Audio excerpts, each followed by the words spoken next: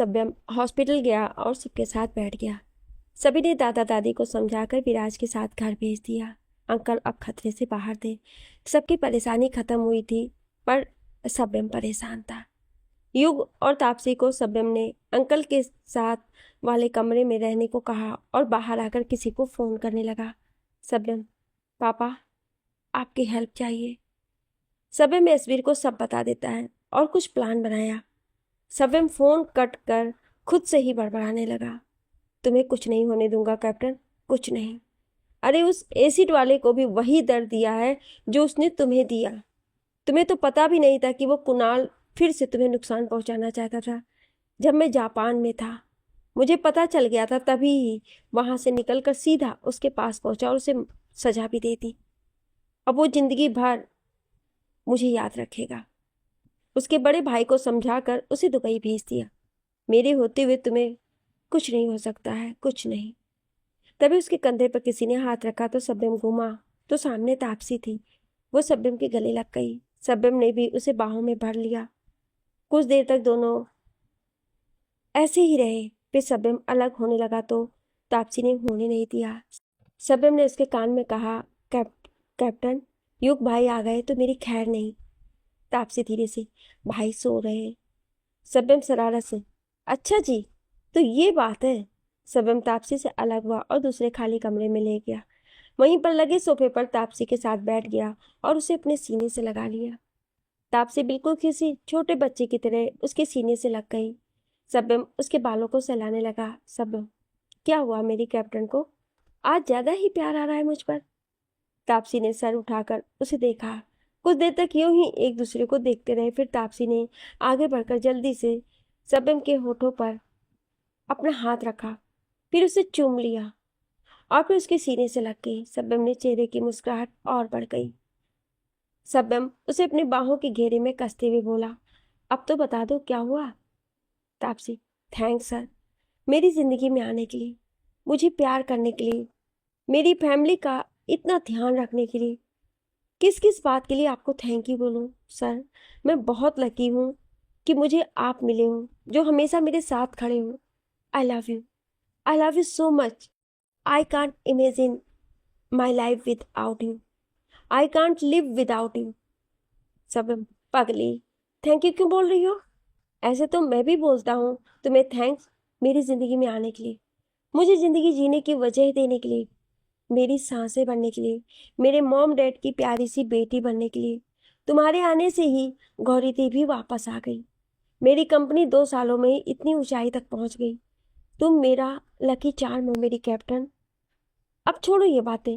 Doctor से बात हुई, मेरे 1 महीने तक अंकल बिल्कुल ठीक हो जाएंगे।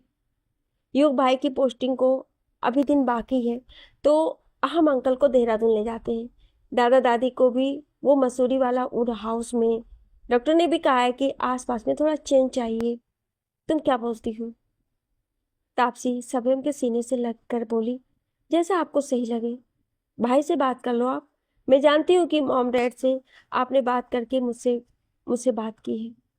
सभ्यम, इतना जानती हूँ मुझे? तापसी ने हाँ में से दिलाया और फिर बोली, मुझे भूख लगी है।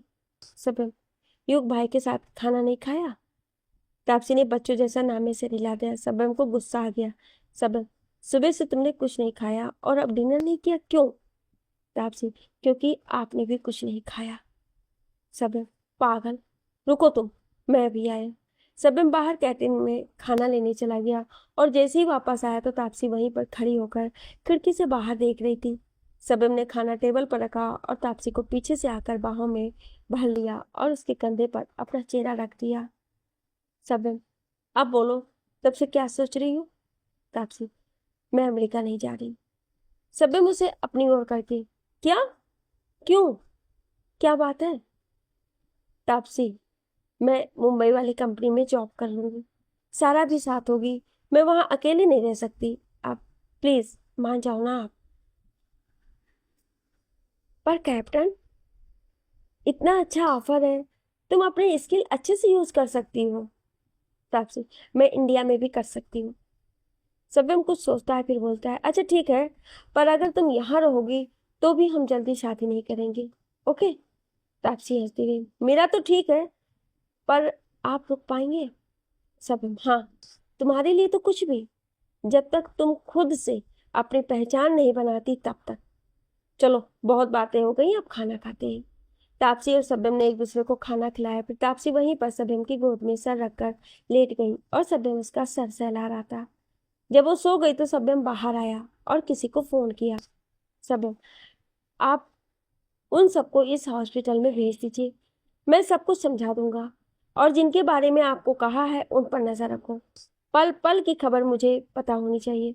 जो सॉफ्टवेयर आपको दिया है उससे आपको बहुत मदद हो जाएगी। सबम फोन कट करके बाहर भी टहलने लगा।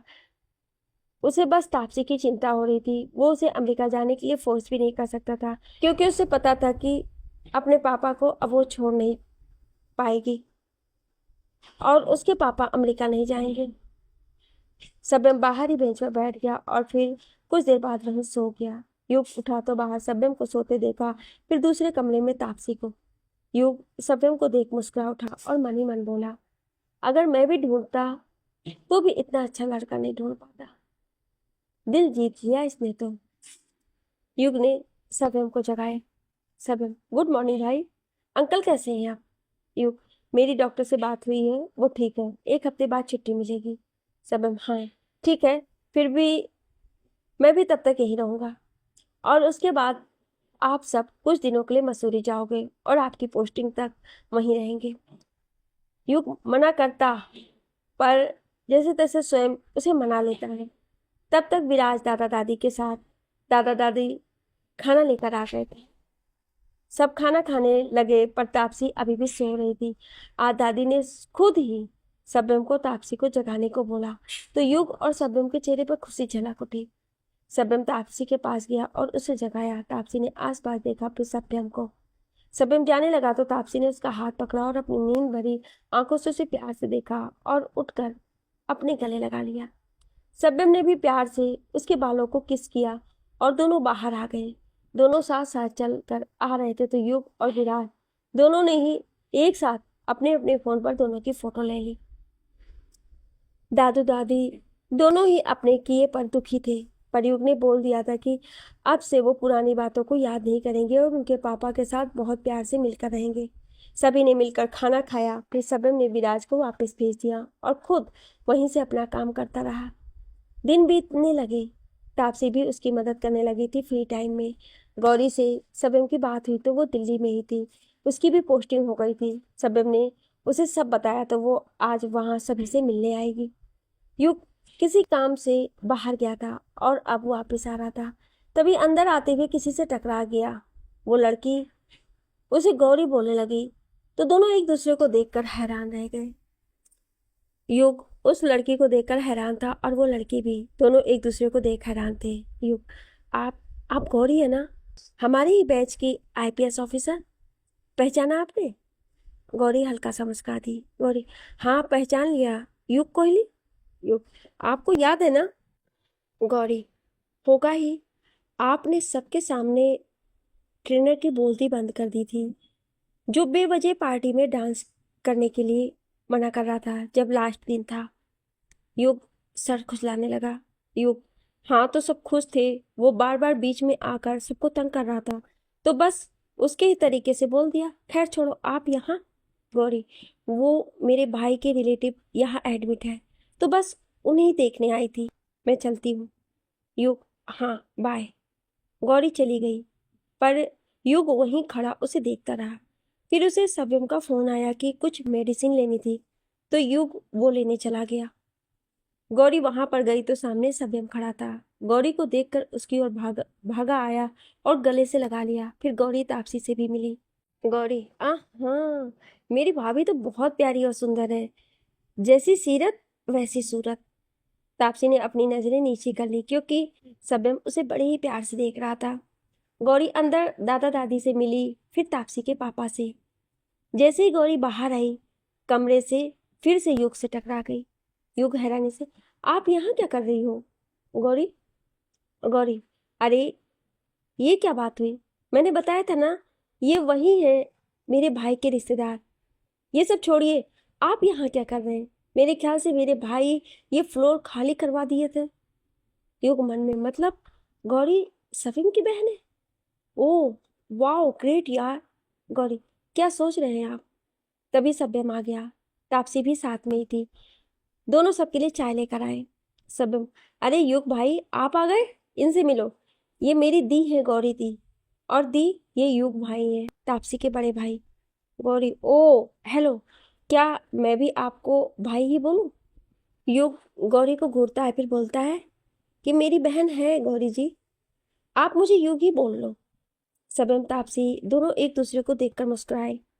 युग गौरी को एक नजर देखकर अंदर चला गया। दादी दादा को चाय उसने दी और फिर वहीं बैठ गया।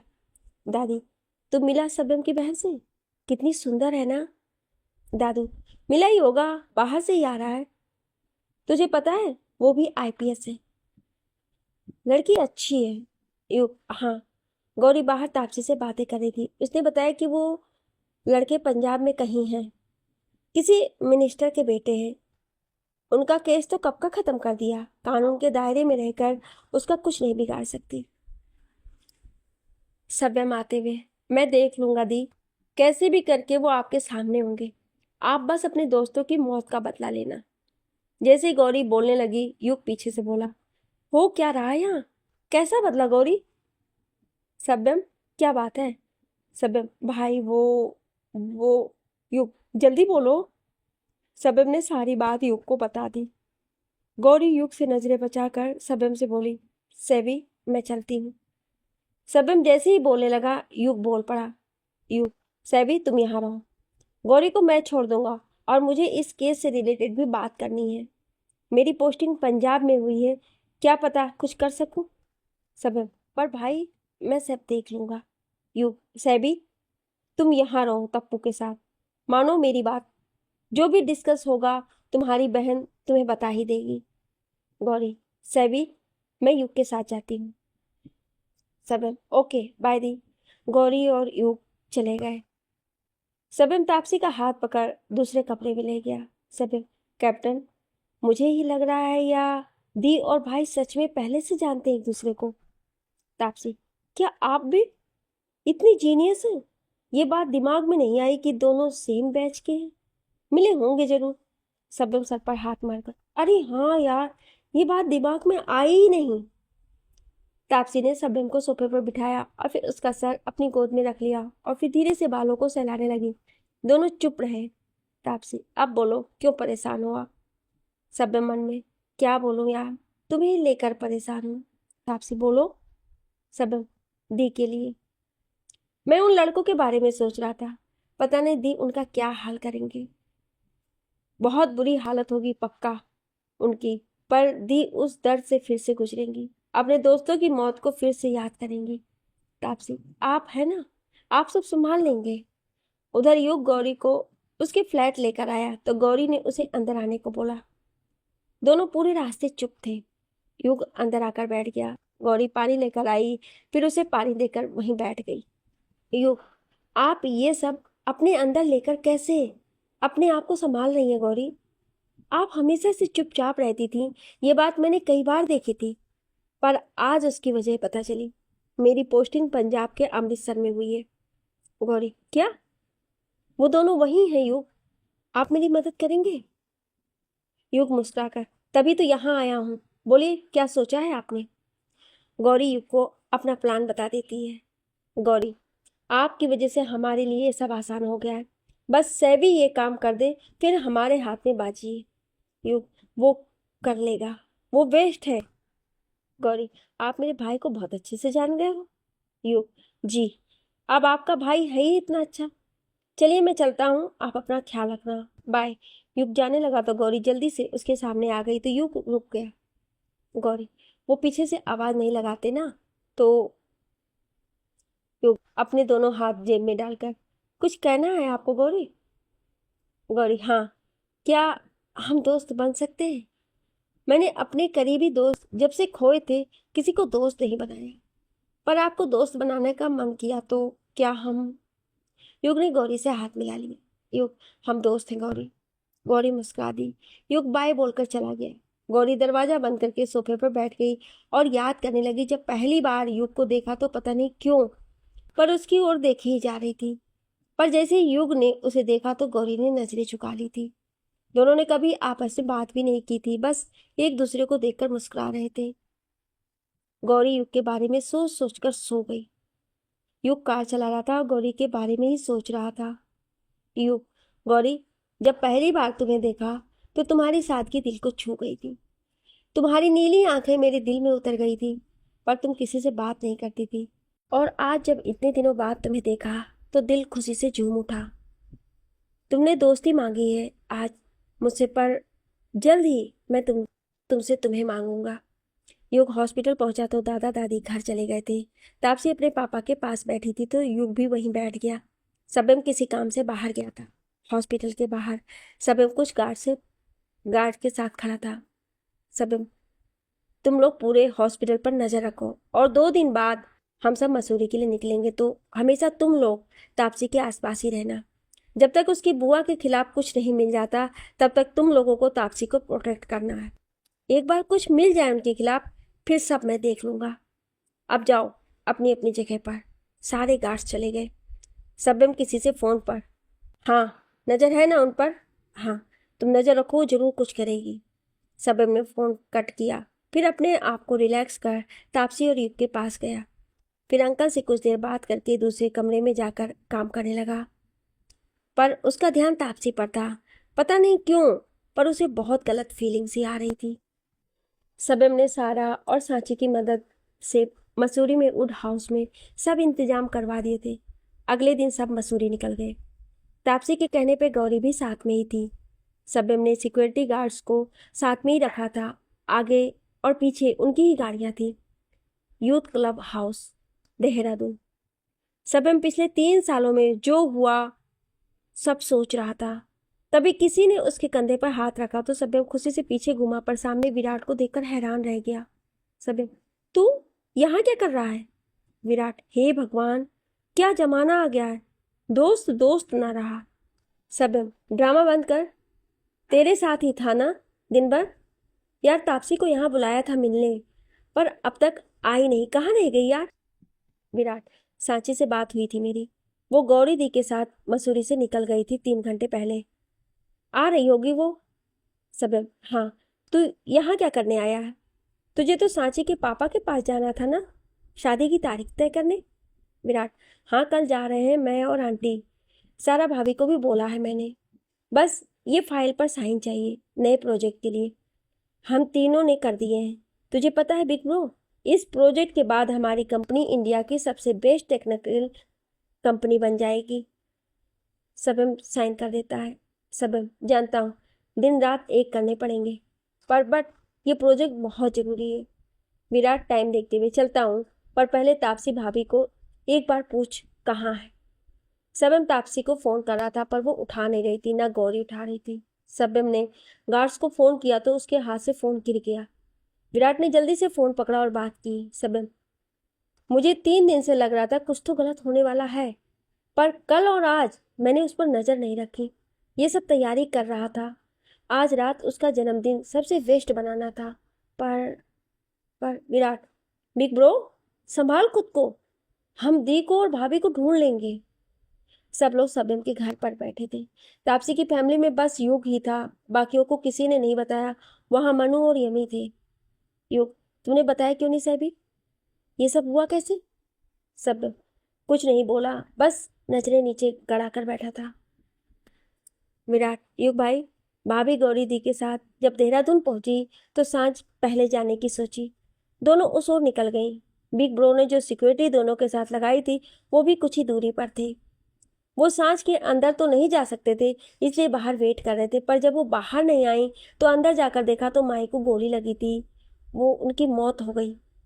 और भी लड़कियां जो 13-14 साल से ऊपर की थी वो गायब हो गई थी। बस हमारी छोटी गौरी बची थी, वो भी अंदर सो रही थी, और शायद माई ने पहले ही दरवाजा बंद कर दिया था उसके कमरे का।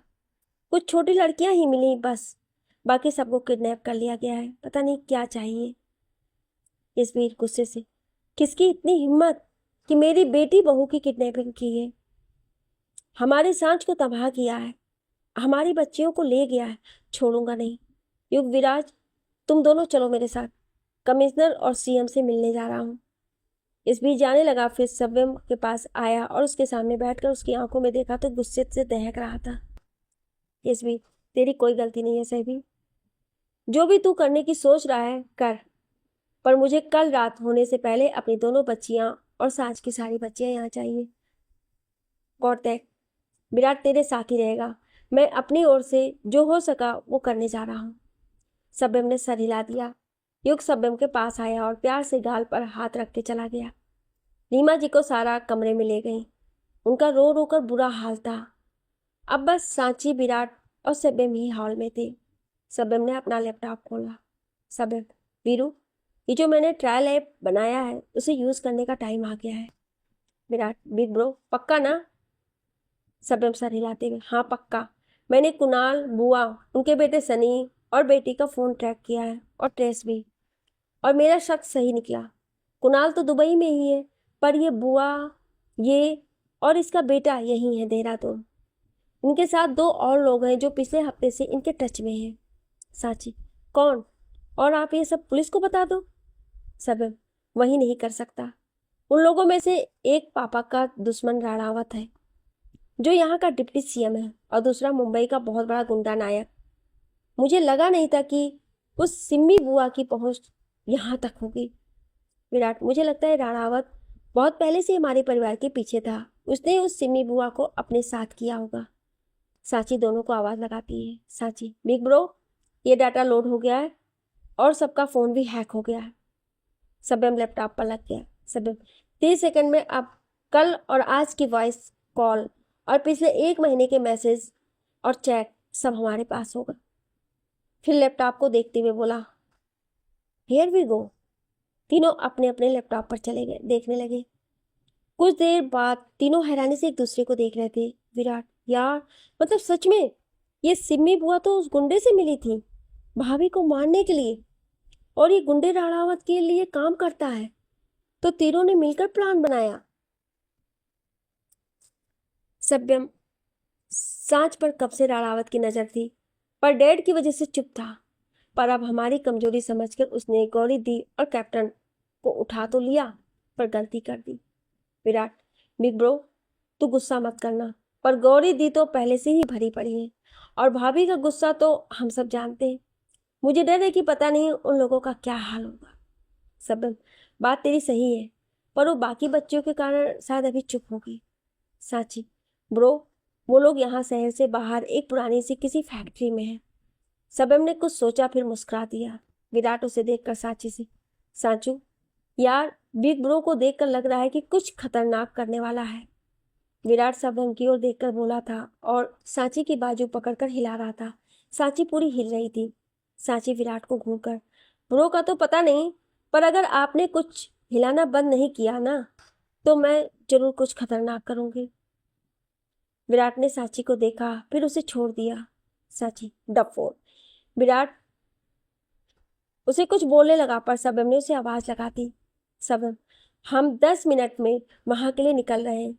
मैंने युग भाई और बॉक्सर को बुला लिया है। कमिश्नर हमारा साथ दे रहा है और सीएम भी। वो भी राणावत से तंग है, पर वो खुलकर सामने से मदद नहीं कर सकते क्योंकि आधे से ज्यादा लोग उसके साथ मिले हैं। हमें ही कुछ करना होगा। विराट न समझने की स्थिति में, क्या क्या करने वाला है? हम कैसे उन सब गुंडों का सामना करेंगे? करीब 500 से ज्यादा फोन नेटवर्क है वहां पर, मतलब 500 से ज्यादा गुंडे हैं वो। सब टाइम आ गया है नाना जी का नाम यूज करने का। पापा तो नहीं करेंगे, पर मैं तो कर सकता हूँ ना। देखना, अब तो सीएम को दिल्ली से ऑर्डर आएगा। सब बाहर चला गया, विराट उसके पीछे। गौरी वहीं पर बैठकर सब सही होने की प्रे करने लगी। फिर अंदर जाकर रीमा जी को संभालने लगी। छोटी गौरी भी वहीं पर सो रही थी। सांची उसके पास बैठ गई। सारा और सांची आंटी के सामने तो एक दूसरे को हौसला दे रही थी, पर अंदर से तापसी और गौरी के लिए टेंशन में थी। युग और विराज भी समय के पास आ गया। चारों क्लब हाउस में ही इकट्ठे हुए थे, तभी पीछे से यमी भी आ गया। विराट, ओए, तू यहाँ? दादा दादी के साथ कौन है? यमी, मनु है, और उनके लिए सारी सिक्योरिटी का इंतजाम करके आया हूँ। अभी यहाँ मेरी ज़्यादा ज़रूरत है। युग, अच्छा अच्छा, पर सोचा क्या ऐसे भी? सब वीरू और यमी वहां पर पीछे से जाएंगे। युग भाई, आप पुलिस लेकर सामने से, उनका ध्यान भटक जाएगा और मैं और विराज ऊपर से आएंगे। यमी सर खुजाते हुए, मतलब? सबने चौपर से चारों एक साथ, क्या? उधर तापसी और गौरी को होश आता है तो किसी पुराने से कमरे में बंद थी। दोनों के हाथ और पैर बंधे थे और मुंह भी।